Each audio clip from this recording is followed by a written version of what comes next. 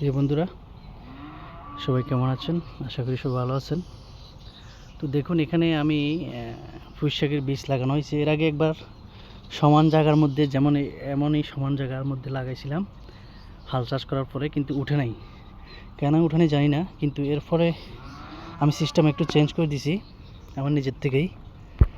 তো করছি বলতে, আপনার দুই পাশ থেকে মাটি টাইনা আইনা বাঁধের মতো তৈরি করে আইল, আমরা যেটা বলি বাংলা ভাষা গ্রামের, তো আইল সিস্টেম করে দুই পাশে, এ পাশে এবং কি এ পাশে, দোনো পাশে লাগানো হয়েছে।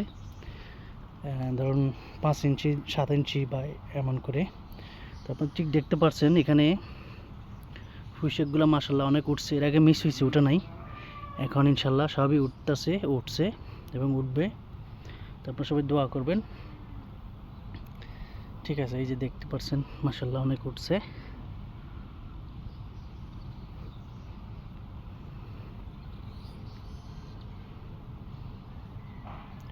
বড় হলে একটু সুন্দর লাগবে, এখন হয়তো ছোট, এখনো বোঝা যাচ্ছে না।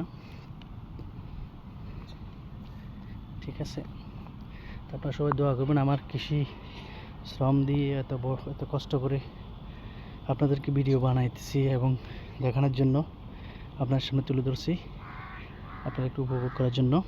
তো আমার জন্য, আমার কৃষি ক্ষেত্রে ফলন দ্বিগুণ আসার জন্য দোয়া চাইছি, সবার কাছে পরামর্শ চাচ্ছি কীভাবে করলে দ্বিগুণ ফলন আসবে, সেই ব্যবস্থা আপনাদের কাছে দোয়া কামনা করছি। আপনারা সবাই দোয়া করবেন। এই পুরো প্লটের মধ্যে কিন্তু আপনার পুঁইশাক বীজ লাগানো হয়েছে।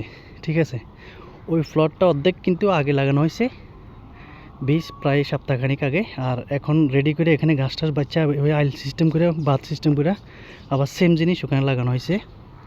তো